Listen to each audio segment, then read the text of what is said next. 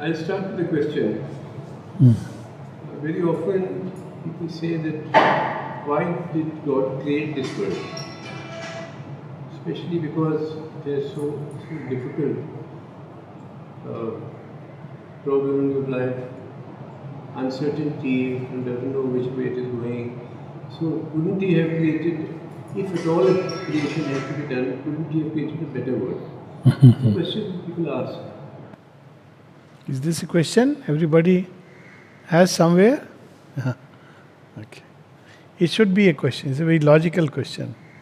If there is a God, I'll start with the premise. If there is a God, and if He created a world, because we have assumed things.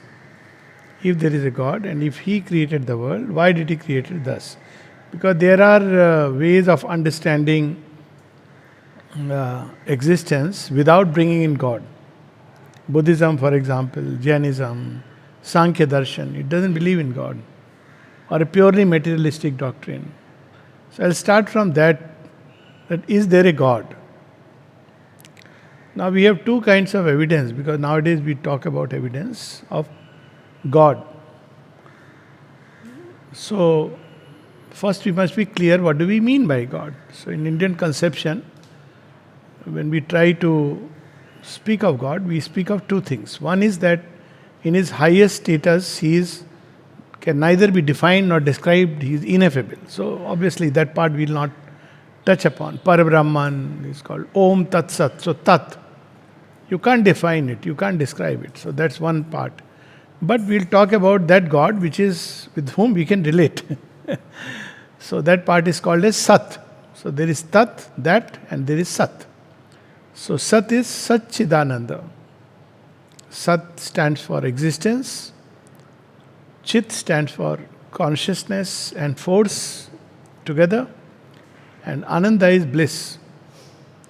So if we look at existence, we should be able to see something of that glimpse. Existence we see, we all exist, we can't deny. It's not just about physical, even if we look inside, even if we just want to know who I am, I exist, this is known to me by self-awareness. So there is this existence, this world exists. So there is existence. There is also consciousness as awareness everywhere, even in atom, even in plants. If you see the behavior, it seems that there is a limited awareness in everything. It acts in a limited way. When I take a medicine, it reaches where it has to reach. Ever wondered? Going to be a doctor? How is it that you take a medicine, micrograms, right? It reaches to the spot. Of course, there have been studies done to find out. But just imagine, it's a blind process. No? You have taken in, and you can't even say that because you are eating, so body has evolved processes. No, medicine, it's something which you don't normally take. And it automatically is picked up by the stomach. It goes, is processed, goes to the point where it should go and has an effect. How nature has provided things. Isn't it wonderful? When we have a scratch, then automatically something informs, the whole body systems are activated and it rushes all the white cells, the right type, they will rush like a military. They're literally working like a military. So if we look at, now to cut a long story short, everywhere we will see that there is some kind of consciousness, intelligence, if I want to put it, and a force which is operating in this creation. So you have consciousness also, intelligence and force. It's limited. And then you have Ananda. Why pain strikes us? Joy doesn't strike us. Do we say every day that I am happy, I was happy, everything went well? We don't say that. We take it that it should be like this. No, everyday log. But when there is pain, then we call people. This happened. I had an injury. Pain strikes as an anomaly. Joy is taken for granted. So everywhere in this existence, we see some amount of Sat, Chit, Ananda, but very limited. Satchidananda is divine or God is infinite and it's a limited edition. And because we are limited, but in origin, we are the same Satchidananda, because there cannot be two different origins. So that origin is also in us. If we say that there is an origin, that origin has to be in everything. So this idea that God created the world is inconsistent with the plain logic. I'll give an example. When the sun burst into formation of planets, isn't it? Something of the sun always remains even in the farthest planet because it has come out of that. If you go to the core of every planet, and also by some kind of intangible force, even the farthest planet will remain connected to the sun. So the source, the one source we call as divine, is in everything, including us. But the difference is that while animals and many human beings, let's put it animals, cannot realize this truth, human beings have the exceptional privilege because of evolutionary process that we can realize and discover that yes, that source is in me. Call it God, divine, Sachidanand, Krishna, Shiva, any name you call it. Now from here, a new process starts. He is within us and we are searching for Him. What is the proof that we are searching? We don't go anywhere and search. Very simply, because we are limited in terms of existence, limited consciousness, limited force, limited joy. And we are searching for the unlimited. Therefore, we are unhappy. That's why we want more knowledge, more awareness, more power, more bliss. How much ever you may have, you want more. That used to be a dil mange more. Why? Because we are searching for it, and that's one cause of our suffering. If God was not connected with the world, there would be no suffering probably. But He is connected with the world. And the more we evolve, the more we become somewhere aware. See, that's why psychological suffering especially is maximum in human beings. Evil. You don't say evil at animal creation, no? Because when a tiger eats a deer, all the deer will run away, then they will gather again. They don't set a quote and say deer is evil, tiger is evil. Why God created tiger to devour us? It's a different matter that deer will multiply and tiger will dwindle. That's a different thing altogether. So nature has its own mechanism of balancing things. But we as human beings, we call something evil and we say why God created evil, isn't it? More than suffering, the question is of evil. So why there is evil? Now we understand that evil is because every creature wants the unlimited, limitless consciousness, limitless power, limitless bliss, limitless existence, but does not know how. That's called ignorance, that we don't know how. We have the seeking, we don't know how. So when we are ignorant, we try methods which lead to confusion, chaos, challenges, evil. So for example, I want to be very happy. I don't know how to be happy. So what do people do? Some people go to drugs. Some people try to earn a lot of money. They think we'll be happy. They go through this process till they realize that this is not enough. There's something I am missing. I may have everything, but something is missing. So ignorance, meaning thereby we have everybody seeking for the divine because divine is in everything. And the more we grow, the more this suffering becomes very acute. There are people who become very sensitive to evil and suffering in the world. There are others who say it doesn't matter. They say it's okay. They even continue to indulge in evil. This question is raised by a person who is extremely sattvic. You will not hear most politicians and Gunda Raj, they will not say why there is evil. They are happy there is evil. They are part of the process. They think they are in that schooling stage where they think by these means I'll get happiness.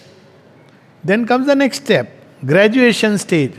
When we realize that even if I have all this, I will not get what I am seeking. Then comes the postgraduate state when we begin to seek inside and not outside. Okay? So, evil and suffering are part of a process of our evolutionary journey. And its origin spiritually is ignorance. What is ignorance? It's not that God is there. God is in us, but He is covered. Covered by a veil. That's why we don't know. We have to believe. Why? Because somebody tells us there is God inside, so we have to believe. We try to find Him, that He is hidden. Where is He? We go to temple, we go to here, there, everywhere. Where is God? We want to find Him. Why we are not able to experience Him? Because it is ignorance. And this ignorance leads to human nature going into several kinds of things. Because of ignorance, desire comes and stirs us. Because we want to get something, we want to get power, we don't know how. So we make big contacts. We think now I have the power. I know the best doctor on my phone list, the best politician. But ultimately we realize none of this works. There is a point of time when no doctor, nobody can really save you when a moment arrives. Everything has a limit. So we are searching for limitless, but we discover everything has a limit. See, in relationship also, every lady wants that a husband should be best. And every husband wants wife should be best. And every parent wants the child should be best. And every child believes my parents are best. But after some time, you discover that it's not true. So good-natured people, they accept this, okay. But then somewhere the seeking is there. Now all this is because of the ignorance. We don't know that the best is in us. The perfect is in us. But it is covered. And that covering is called ignorance. So question should be, we are pushing the question one step further. Why He created ignorance? This ignorance is called as avidyamai maya. Not just maya, avidyamai maya. Why He created ignorance? Why He didn't create a world with full awareness, full power? Then there is no problem. He should have just, brought out. So that we can take an analogy. Every seed has the potential of a tree. Isn't it? But do we throw, and what does it need? It needs sun, it needs water, all this. But still we have to bury it inside the earth where oxygen is less. Water has to trickle down. Sun will reach after much difficulty. Why it is so? So you'll see in seed there are two layers. One is an outer and the inner. So first it must throw roots, then it will develop slowly. So our evolution is through two stages. One where we are buried in the darkness because each one of us carries a divine seed inside us.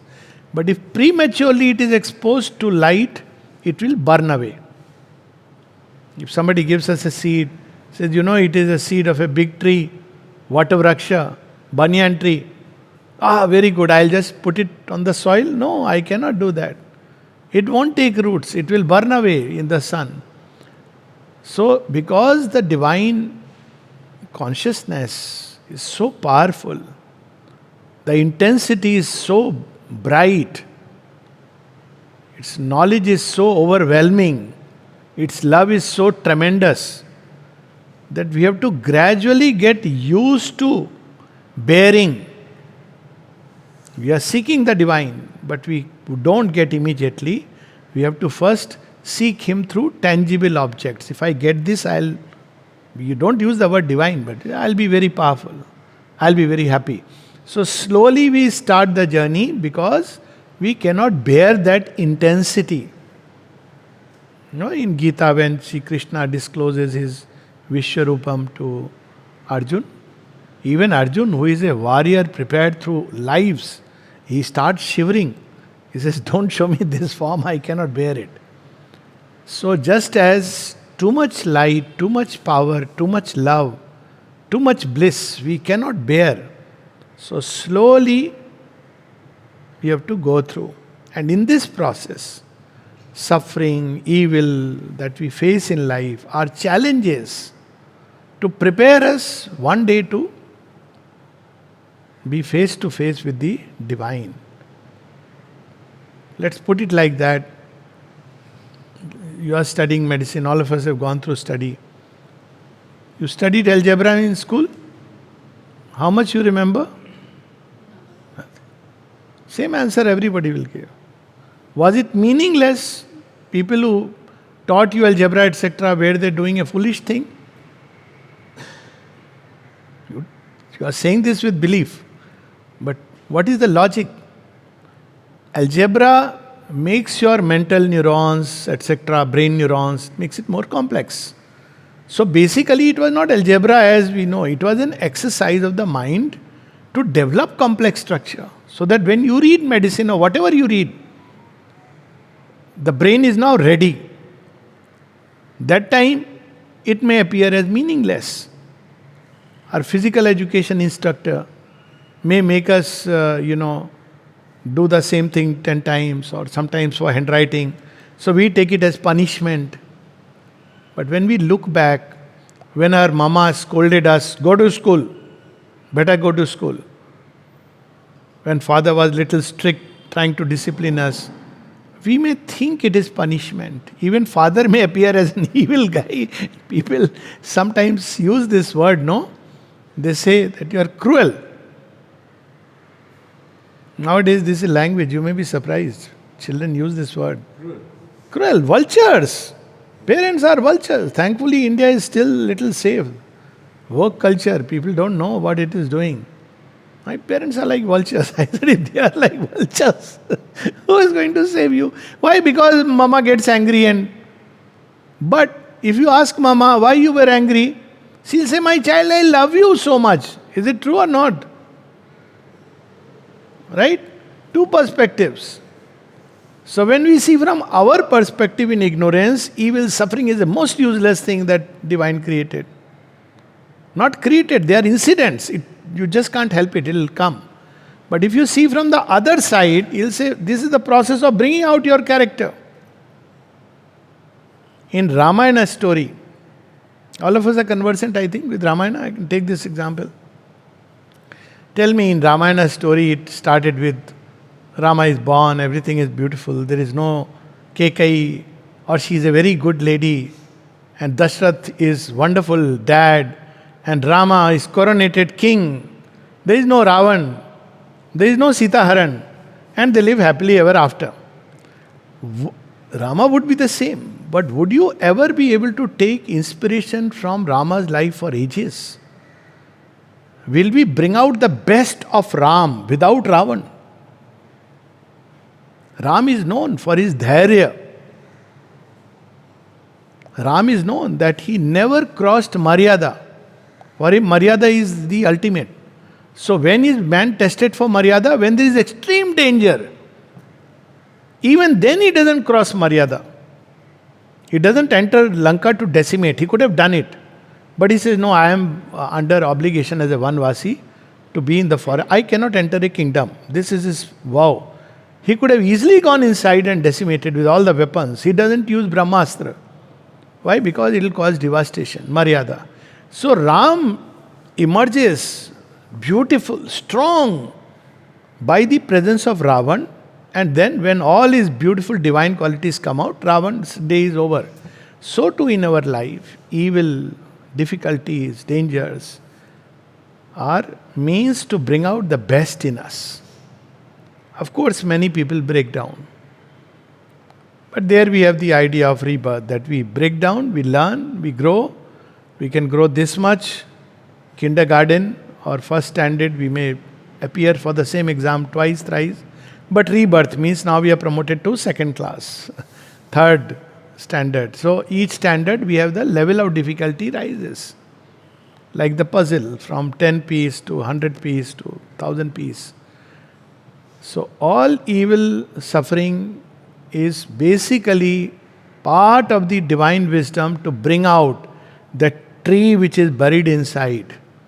All the divine qualities, ultimate power, ultimate knowledge, ultimate ananda, intensity of ananda, the greatest love, it comes out when we are faced with its opposite. When there is an opposition. Otherwise, everybody says, I love you, isn't it? It's the most common thing nowadays we keep hearing. How long it lasts? The first challenge and it breaks down. So, divine wants us to become pakka, real heroes, real people, not paper tigers. So, this world is full of challenges. We call it evil, we call it suffering. Because in ignorance, this is the reaction, first reaction. But the second reaction is you have to face it. If a snake is there, first reaction, oh my God, fear. But what is the second reaction? You have to overcome the fear. You have to take the challenge because snake is there. You can't run away. Or even if you run away, it's a challenge to dodge the snake. So when you run away or when you face the snake, find a way, you grow in consciousness. That's why. So there are worlds, incidentally, where there is no evil, no problem. They are called Swargaloka. Gods reside there. But gods are limited beings. They move within a limited bandwidth. But man, because he is given the ultimate challenge, therefore he can also realize the ultimate possibility. He can realize the divine within, become one with the divine within. Gods cannot. Gods are not given this privilege because they are not given the challenge. And we can take even today, in the present day, I just went to America and they asked me what. It is losing its soul. It's such a terrible state. The dream destination is becoming a hell of pleasures. So we can say, some people would say, such a fortune, good fortune, that somebody is born with this golden spoon in the mouth. That's how Duryodhan would have said, my good fortune. Pandavas are facing all the challenges. But when you look down the line, who is the one who is the real winner? So you have to see life in a long-term perspective.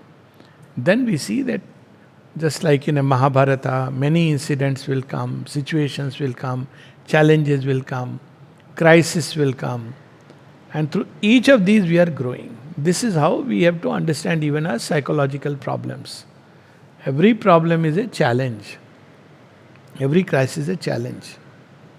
Don't start cursing God or your karma or anything for that matter. It's a challenge. Face it. Grow through it. If you grow, the purpose of crisis is over. If you don't grow, then it will come back again if you find shortcuts. So this is the short answer. It's already long, but a short answer to why. And it's not that God created the world, He became. Because He is the source. So that's why in every suffering and evil also He is present.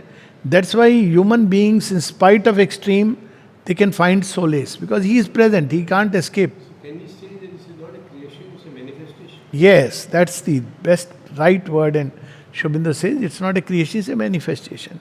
And we cannot understand manifestation unless either we read the whole story or we know the whole story. And how do we know the whole story? Say Vyas is writing Mahabharata and suddenly we are reading that scene where Draupadi Chirharan is taking place. We'll tell him, what are you writing? Yudhishthir losing everything. Why don't you put some sense in this man? Vyas, what are you doing? And we may well say, oh, this is horrible. I don't want to read it. Vyas will smile and say, wait for the last scene to be over. And then when you have read it all, it's a delight. Ramayana, it's a delight when you read it all. So either we should know the whole story, or we ask Vyas, Valmiki, tell us what you are going to write. If he loves us, he will tell us. Look here. Mahabharata, war, all this is incidental. The real story is about Krishna. The joy of Krishna. So this is how we have to understand, either we should know the whole, this is a manifestation of what is inside Vyas. And who can say what is inside Vyas? Only Vyas can tell us. We cannot know by imagining half story what is going to happen after that. So we have to either ask, or we have to fall in love with Vyas, or Vyas has to have special grace upon us and tell us, sit here, I'll tell you the whole story, now you will see scene by scene. That's what Sri Aurobindo tells us, that this creation is a manifestation, and its end, he says, wait for the last act and the last scene. The last act and last scene is a complete divine manifestation in creation. Why? Because origin is divine. Vyas is not an evil person, so the story cannot end with evil. Evil is necessary to bring out all the characters in their fullness, developing our character. And it's so true. Character of a man doesn't develop if he is given all comforts. Take it in writing. This to all parents. If you want to give comfort to a child, only pleasures, forget about character development. That's why we had Gurukuls. And when a child went to Gurukul, he had to forget that he belongs to a king. He has to obey the teacher. That's how character develops. He can't say, I am a king's son, so therefore give me leeway. No. So, character develops when we face challenges. So, right now we are going through that phase. And Sri Aurobindo says that now the time has come when there are people who have faced these challenges in the right way. They have been now picked up for the next level of manifestation. In evolutionary terms, we may say that the apes that took the challenge became humans. And those who just kept looking for comfort zone, this is a true story actually, biologically, this is how apes evolved into human. Those who were afraid, who wanted comfort zone, created more and more comfort zone, they collapsed. They never evolved. This is actually true. I'm not telling the whole story because it's a long, interesting story. But we have in Ramayana, Bali and Sugriv. Bali the stronger, and Sugriv is just a little less. Sugriv makes friendship with Rama, and that's an evolutionary line. Bali collapses. So, at this point, we are having a choice when we go beyond human. If we are ready to face the human difficulties without losing faith and courage, and have a pact of friendship with the divine, like Sugriv with Rama, those days, then we evolve. Otherwise, we just complain, feel depressed, angry, or take to devious ways ourselves. Better to be Ravan, at least we have golden Lanka at our disposal. Then one collapses. This is going on now, choices. So based on the choices, some human beings will evolve into the next manifestation, which is the new creation, the divine manifestation. That's what Sri Aurobindo says. Where does the love stand for the evil in the picture? Love, Stand for the evil. it is the only power that can counter evil. Nothing else can. Counter the evil. Transform evil. And if you see whole Ramayana, it's a narrative of that. Sita is divine mother. It is very easy for her to not go with Ravana. She shows that once Ravan wants to attack her, she picks up just a grass, says, "Oh, you're so powerful, try to cross this." He's shaken to bits. She goes because very ignorantly, very like what people have made of love. But he still is drawn to her. Sita knows, so she gives him time to change. Rama gives him time to change. Just send Janki back. I'll spare you. So they try every means. So love is the power that works to transform nature. And of course, Ram's love, embodiment of love, compassion is not yet the highest, because at that age of humanity. But Divine Mother's love is the highest manifestation of divine love. So it can. That's the story of Savitri. Is it true that Ram knew? Yes, he all the time he came. The Ram avatar is an act of love. Because he knows my Jai Vijay, they have strayed. And he tries to, so that's what divine love, what it does. It tries to change us. And it is a big rope, biggest rope ever. But there comes a time when it's just, we refuse. That's the time when it boomerangs. Can we say Love is the divine's weapon on the evil. Yeah, but weapons destroy. So we can say love is the divine's transforming power. So it doesn't, Mother has used a very interesting term. She says, power of purity destroys to build, but love does not destroy, it changes. Actually, we see in human life, the only time when human beings suddenly become different in a good way is when they fall in love. This power doesn't sustain. See, smiling, right? It doesn't, and it could be anything. It could be love for the child. You see, when a child is born in the house, suddenly parents, they feel that. They change their ways. Only time, and that's just not even a fraction, it's very human love. They become fearless. Animals are known to become fearless in the face of love, in the face of danger, when they have to care for the loved one, the child. So, love is a power that can breathe courage in place of fear. All stories of life can be seen as stories of love. It changes, but we cannot hold that energy because we have to be very wide and strong to hold the highest intensity of love. That Mother says. Because it's the greatest power against evil. So, divine has manifested, but it has not worked out fully because human beings are not ready and that highest manifestation did not take place. So, Divine Mother comes as an embodiment of love to change. And that will explain many things. What is that Savitri line?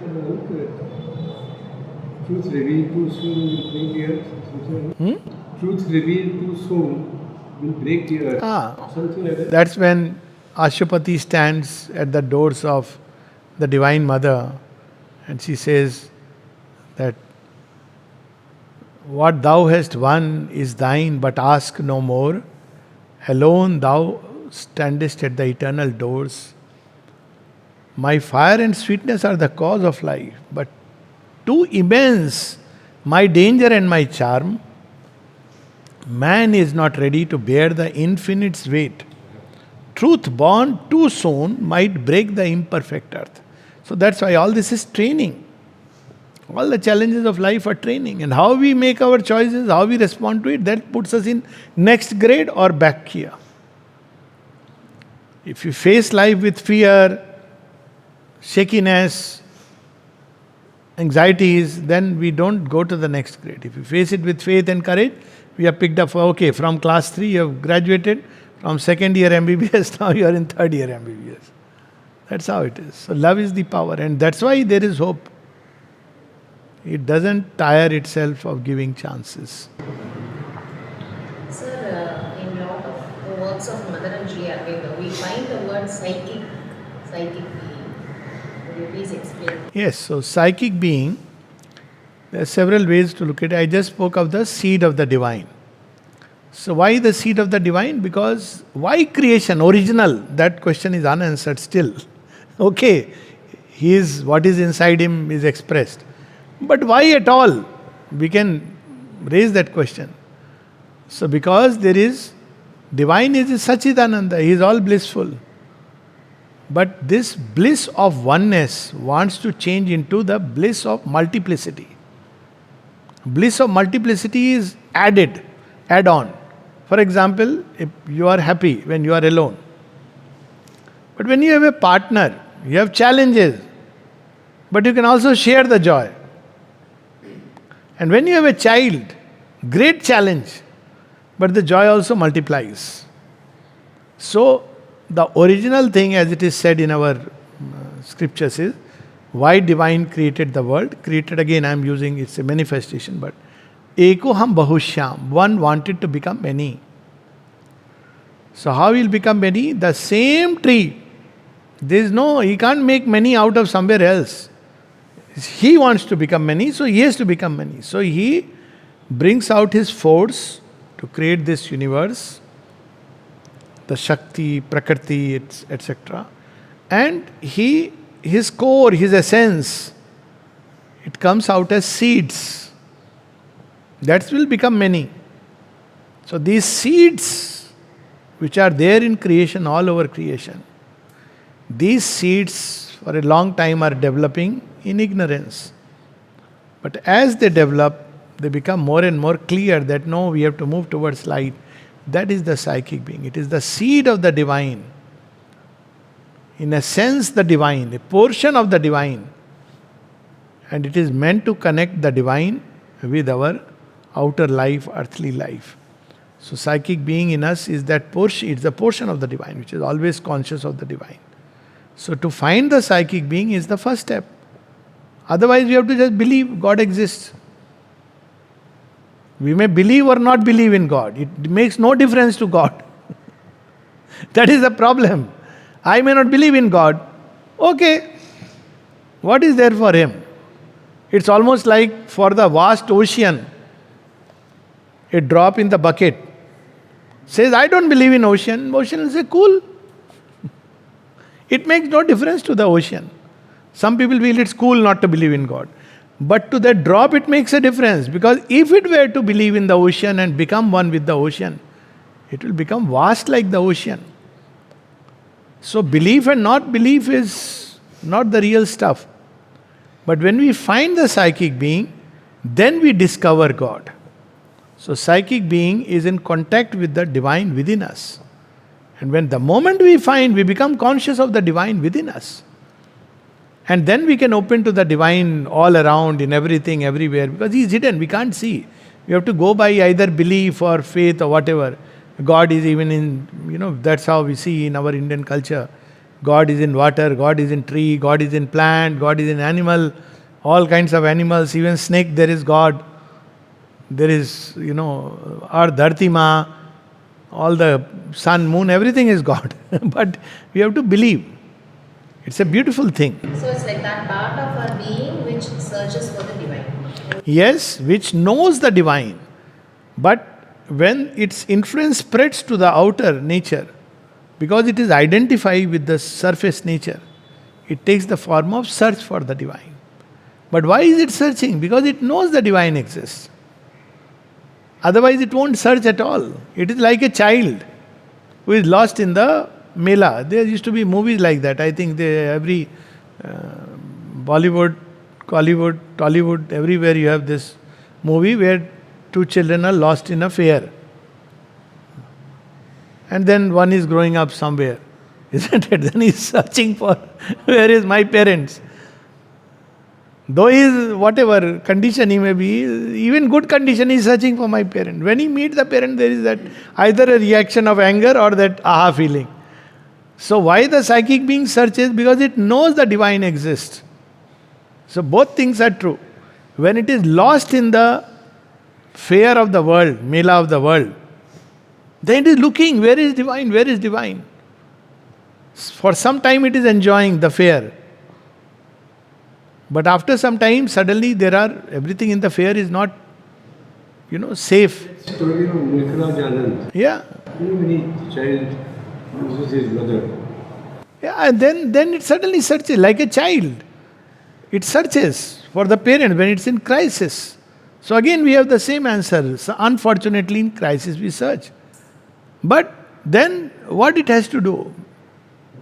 One cry and the divine has never forgotten him. But the child has forgotten. So that child of the divine within us is the psychic being. And it is made to forget so that it can face the challenge of life. That's why the whole problem, ignorance, it is made to forget. But it is searching the divine. People who don't even have a developed psychic being, they don't search for divine. They are very happy. Their mind, they'll say, all this is nonsense. What is divine? What is God? They are happy in their mind. This ignorance is dense. They are happy with their pleasures, taking selfies, enjoying they will come to Pondicherry and look for wine, while others will look for divine. That's ignorance. But the moment psychic becomes active, it seeks. And we can go to this extent. Now all of us are here, seated here, no? So we may have had different reasons for coming here. All this is just an outer story. The true inner story is that the time has come and the psychic has been pulled and therefore it has come. Because you could have made number of choices. You may not have even come to know about this. And I'm not talking only of this program. In number of ways one may come. So that's because something in us is searching and seeking. That's how we come to the divine.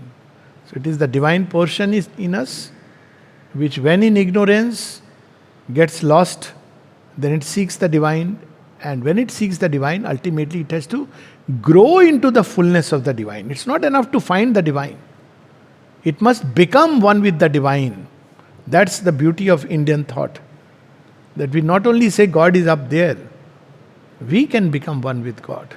And we can manifest all that the divine is wanting to manifest. Okay. This example of the drop and ocean with respect to the psychic and the divine within, how the drop experiencing the ocean through it or becoming the ocean is different. Both are possible. Both are possible. A drop can lose itself in the ocean, traditional yoga.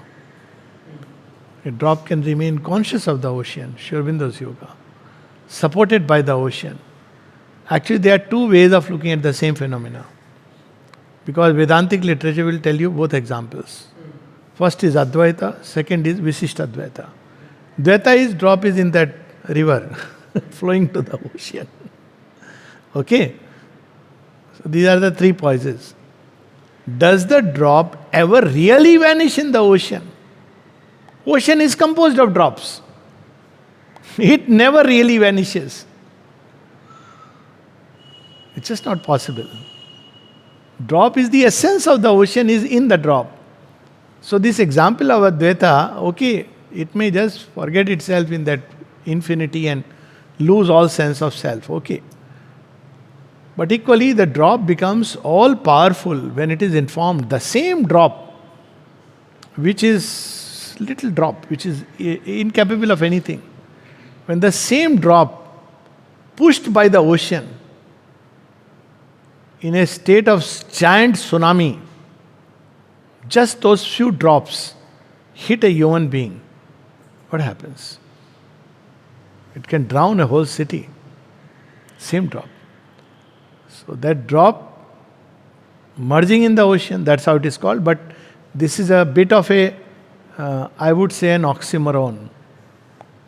The drop and the ocean coexist together. This is the sanest view to take. Ocean itself is composed of these drops. Essence of the ocean, yes. But manifestation of the ocean is all full of drops. But essence of the ocean, that's ultimately going into the non-being, yes, that's possible. But then that makes stupidity of the entire journey. To go back to that which you already were. So that creates another paradox. Then the question comes, why creation? It's only if it is for manifestation, then there is a meaning in it. Otherwise it's meaningless. So yes, the drop has this option. If you put it like that, it can merge into the essence of the ocean. But then its whole journey all the way, and sometimes to reach the ocean it has to be picked up by the sun, get into the clouds, then drop somewhere, again be picked up, sometimes be identified with the mud, again picked up by the sun, finally it lands up in the ocean. All this journey, if it was only to, it doesn't make sense. So that's why. Yes? You were saying something about you read some super some. It's a chance discovery. Yeah, it seems so. Yep. It seems so. Who knows what has discovered whom? Before coming into, I was sharing yesterday with the group, I accidentally happened to visit the known places here. First we went to the Vinayaka temple, afterwards I inquired the ashram is next door. I walked straight, turned right. It was general visit, not unknowingly what it is inside. Though I knew about our society, the ashram. Being first visit, I was curious, inquisitive, as I walked, someone who pointed me towards the tree and Samadhi, yes. that space. A lady came up and she told me specifically to make a vow. I was half-hearted. I was not knowing what Yeah, yeah, this yeah, is all yeah. about. So she insisted to go forward and touch it. So that's when I felt for about a good few minutes. I could sense or feel, we call it divinity or some special feeling. It was immersive. Yes, so that's the outer story. Outer story is that the seed is struggling towards the sun. The other side of the story is sun is pulling up the seed. So there are always these two perspectives. One is the human, the other is the divine. Like justice, as I was saying, one is human, the other is divine. So when we understand and how we can understand things from the divine standpoint, only by identifying with the divine. It's like when children don't understand parents. So what is the Brahma Vakya last? You say, you won't understand now. When you become a parent, you will understand. Ever said that to the child? Isn't it? Because that is the truth. When you grow up and you become a parent, you will understand. I can't understand, I have to become a parent. No, that's exactly. It's true of everybody. Everybody. You become wiser after an experience. Yes. And you don't know what is the other side of the story. You look at mama getting angry, you look at father giving restrictions. You say, what is this nonsense? You rebel. When you become a parent, you thank your parents that, they. So, same way, right now from the human side, this looks like trial, tribulation. We attribute motives. We even create karmic law and all these stories. Punishing us. God who punishes? What kind of a nonsense would be? Mother says that. God is punishing. How can if God punishes? Who will redeem? But it appears like that in ignorance. This is how we. But actually, it is learning and growing. There is no punishment involved. If you touch fire, you learn. There is a consequence. And you grow. But do you run away from fire? No, you learn there is a power in it. Next, you approach the fire only to get its use, power. You know that, it gives light. But don't touch it. Then you also learn that it not only gives light, it can cook a meal. So you start tending that energy of the fire. So same thing with us. At a point of time, God tells us, grow up, become like me. If you become like me, you will understand why I do what I do. Though he doesn't do it like an arbitrary dictator, but there is that ultimate divine will in creation because of which everything has hope. So there is apparent freedom of choices, but actually we are pushed. Period of evolution from ignorance to Yes. it's a painful process. Yes, it is When you're painful. breaking, Absolutely, it's a painful process. what saves us is the faith. Yes, if we faith and the grace working, if you ask a seed, it will say it's a terrible thing you are doing to me. But then the question is, faith takes you through. Yeah. So the question arises, how do I get that faith? That's a very important, that if faith is missing, faith is a priceless treasure. If you get it, you keep it. It's the most precious treasure. If you lose everything in life, nobody should lose. Faith alone can build it. You see, the story of Pandavas is that everything, Rama, everything you have lost. But if you have, Aurobindo used the word faith and courage, two things can save. Faith is such a tremendous. But this world is full of doubt. Every appearance makes us doubt the divine wisdom. People throw doubt. So we should be, firstly, in the company of those who are full of faith. That's the remedy given in our Indian thought is satsang. This is a satsang, whatever we may say. So satsang kindles faith. Reading certain books which are full of that divine energy kindle faith. That's why reading Mother, Aurobindo, Swami Vivekananda, Sri Ramakrishna Kathamrit, they kindle faith in us. Dwelling in the atmosphere which is charged by the divine presence kindles faith. And we can simply ask the Divine Mother, Mother, I don't have sufficient faith, give me faith. That's the easiest way. But for that, we must have the faith that if I ask, she will give the faith. So, all these are ways. And particularly, as its corollary, avoid the company of people who are full of doubt. Because everything in this creation is contagious. We think they are separate, they are not separate. Every tendency, that's why it's so important to be aware of the company we keep. So important. It's saints. Of spiritual dilemma comes when we resort to reading books like *Sapiens*. Right? You start to learn the book that are the hunters and gatherers. I know, I know about this book. So I read it half and read it. No, you read. People have asked me questions on this book. See, I'll tell you the solution for it is half knowledge. In the sense, it is a knowledge based on certain appearances. I'm not saying it has been done deliberately. Some people use conspiracy theory. I'm not saying that. So, it is half knowledge. What is the remedy for half knowledge? Full knowledge. Go to the end of it. So, when you read Sapiens, read it and raise questions. Don't just accept that everything, we were hunters and gatherers and all this is fine. Even Vedas, they were nothing but tribals who were fighting. Okay. So how come these fighting people, in those days, I am just raising one question for you, wrote a literature which is fascinating human beings till date? And it's not fascinating only some ordinary minds. It's not like Egyptian hieroglyphs that some people say. It is fascinated some of the greatest minds of the century.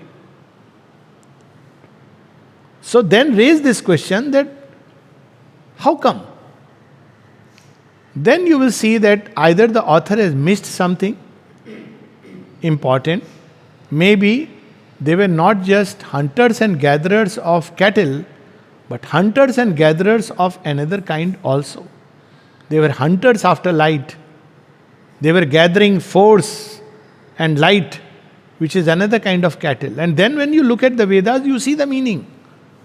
Cow always stood for light as well as cow. Cattle, herd, there are stories in Greek literature, not only Indian literature, Vedic literature, they use the word herds of the sun. See the story of Odysseus travel.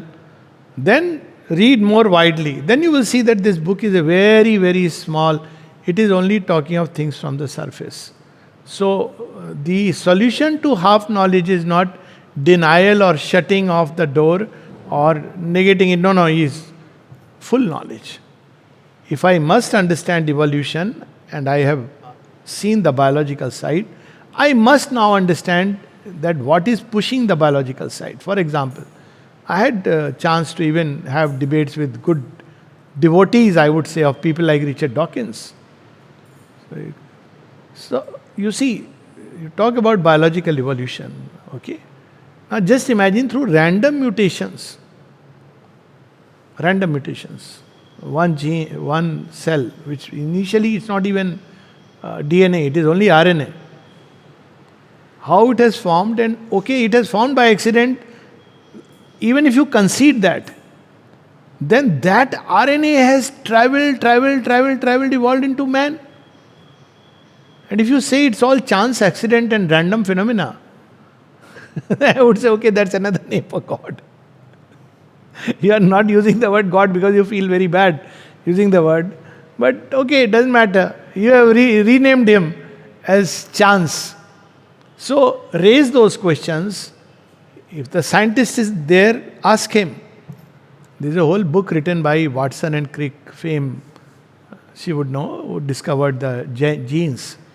He says the chance that life could appear out of matter upon earth is nearly nil.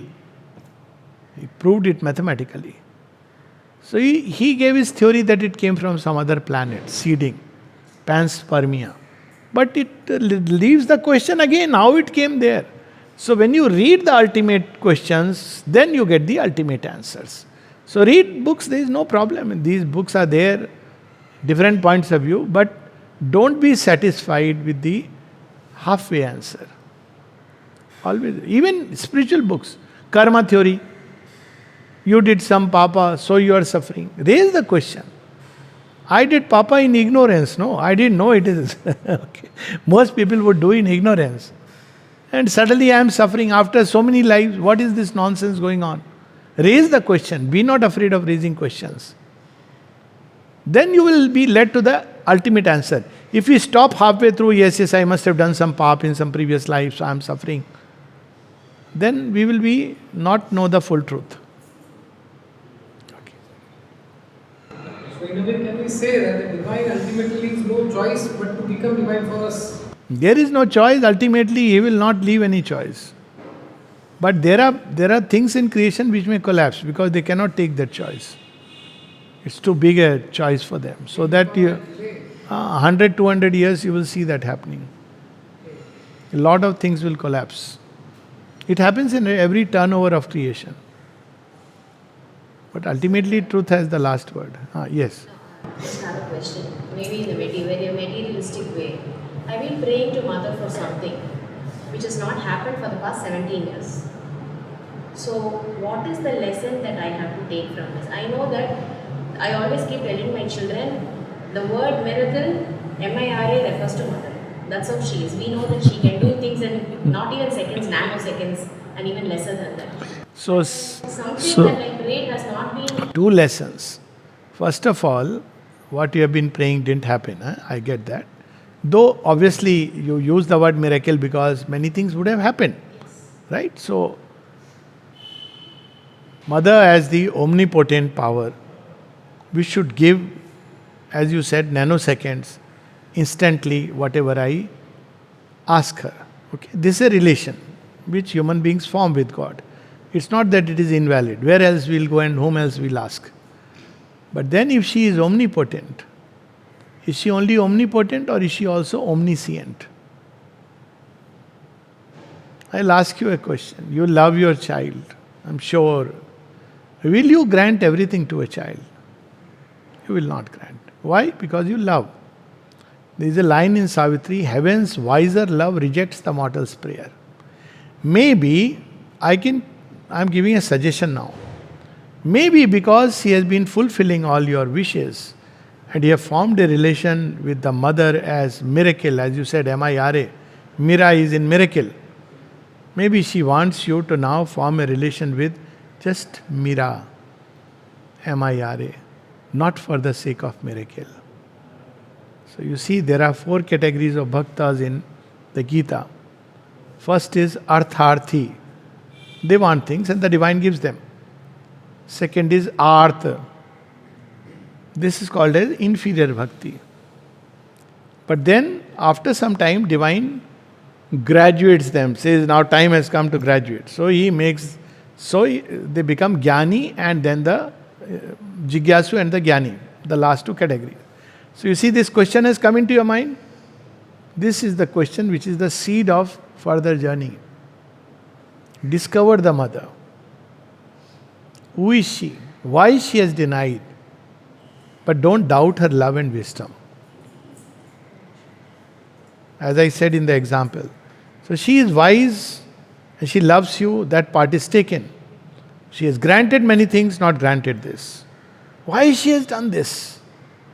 Ask her. Now don't ask repeatedly for that because you have asked so many times. You can ask, there is not that you cannot ask. But ask her, what is that wisdom that I want now? Then you will see that now the miracle will change into just Mira. And that is the greatest miracle. You will see that your spiritual journey will take a totally next level. That's why it is happening. Okay? So there is always something which she's playing with us. So every time you are asking, no, I am not going to give you. You are asking object, why don't you ask me? Why don't you want me? You want me only because of what I give you? If I don't give you, you won't love me? Okay, so Take it like that. Now, if someone is asking something from the Divine Mother, then how is it different than calling her into that? No, that's not the problem. You can call her, pray to her, ask her. You have a right to ask. Personally, whom else you will ask? Whom else you will ask? Better to ask the divine than ask anybody else. But the point is, what when it is not granted? That's the issue. So that's where the whole problem is. So sometimes we end up making the divine only as a constant miracle doer. Almost like an ATM card, almost like at our service. Divine doesn't mind being at our service. Just look the humility. But one day we have to understand that I should be in service of the divine and not the divine in service of me. So that's where now the change of will, our will, desiring things, wanting the divine to fulfill it. My will, desiring the divine and wanting to become an instrument to fulfill the divine will. So that's called graduation to post-graduation. So now you are being enrolled into the postgraduate course. Congratulations. Yes. Okay. Okay, so you haven't asked a question. You can ask one question. No question. Very good. Wonderful. Yes, you were saying something or somebody was saying something. Supramental manifestation. Can you please explain? Yes. What is manifestation? Manifestation means to bring out what is already there. So, what is the seed? It will bring out into a tree. It's manifesting. The seed of a banyan tree is manifesting the banyan tree. That is manifestation. So, in this world, creation, what is the seed? The seed is divine. So, the manifestation should be divine. Right now, it is not divine. Unless we just take it, no, it is divine. No, it's full of pain, struggle, evil. You can't really call it divine manifestation. Unless we say that the divine is constantly manifesting himself in a better and better way for the ultimate goal, which is the fullness of the divine manifestation. So we can look at it both ways.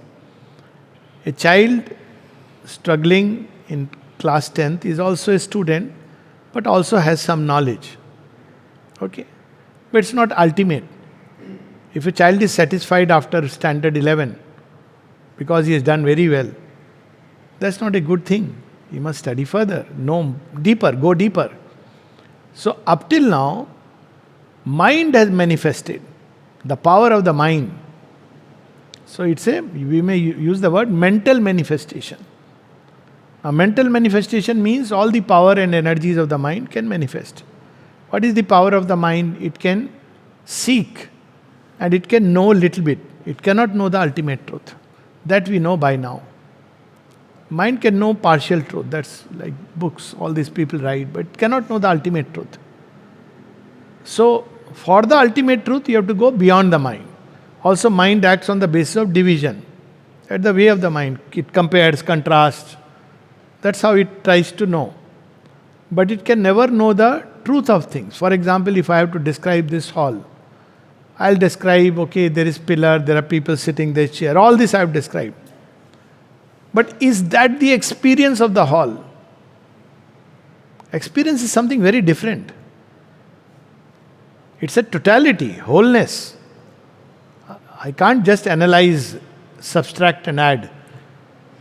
I may describe it like a running commentary, this is sitting, but can we describe that experience? No, we can't describe that experience. So the mind has this inability. It adds, subtracts, multiplies, divides, and tries to find a conclusion. But then, through all this process, it cannot explain zero and infinity. So, ultimate truths it cannot understand. How we can understand it? Because mind is seeking and psychic is seeking. So, it is destined to one day arrive at that full truth. Right now, it doesn't. And when it arrives at that full truth and not this half truth, then it will manifest that full truth. It's like when I don't know cooking, I still can cook. Nobody can stop me from cooking. But when I know cooking and all its details, then when I do it, it's an art. Okay? So right now it's a mental manifestation which is a partial manifestation. It's an ignorant manifestation. Supramental manifestation means full divine manifestation. This is divine with a veil. And why the veil of ignorance? That I have already said, because we have to be ready. So, this manifestation is divine, is power, light held back. Through a veil, little bit is coming. So, divine through the veil is mind. Divine unveiled is supermind. Creator working on creation through the veil is this manifestation. Creator unveiled and working directly upon creation is supramental manifestation. So we can imagine what it would mean. When, as you said, life would be a perpetual miracle. It should be, but it is not. It should be a perpetual miracle. Always full of joy, health, harmony, beauty. It should not be that we fall ill, then we go to a doctor and we pray and we get well. So the supramental manifestation will take into account all these imperfections, remove them. It will create a human, superhuman being, that word you had used, divinely superhuman, which will be completely immune to illness, immune to evil. Right now, thoughts will come, anger, all this you have to work, doubt will come and you have to chase them away. Now for that superhumanity, it will be impossible to have fear, it will be impossible to have doubt, it will be impossible to feel depressed. It will be always full of joy, peace, knowledge, and then it will act in the full knowledge, spontaneous, intuitive knowledge. So that's wonderful, isn't it? That's what is supramental manifestation. When divine will act unveiled, divine will act unhindered, unobstructed. Divine knowledge will pour without any ifs and buts and doubts and calculation and scholarship and academic. Then she will have no questions. Yes. Then there will be no questions. Then all will be self-explained. You go on asking and go on asking, when you get it, then you have no question. Then all will be self-explained. That's how it is put. All will be self-explained. So creation is moving toward that. Not everybody, but at least a few people among the entire trillions or billions, I don't know. This few would be probably few thousand, are ready now for the new manifestation. And that's why your miracle is changing into Mira. Okay, so we'll, I think, stop here. Just stay quiet for a few moments. Thank you so much, sir. It was a great discovery and there's a change of perception now from miracle to miracle. So, I should continue. All is at grace. All of you can stay in touch. And on website also I have a aroma.org. I follow that on Facebook, sir. Huh? Aroma. AUROMAA.org. Aroma.org. So there you'll get thousands of videos and talks. That's why I am recording also, because ultimately it becomes accessible to all. So there you'll find, but also you can ask questions. There's also a website called Ask Alokda. So you can just put a question there and ask any question. Okay? Just in case you feel interested.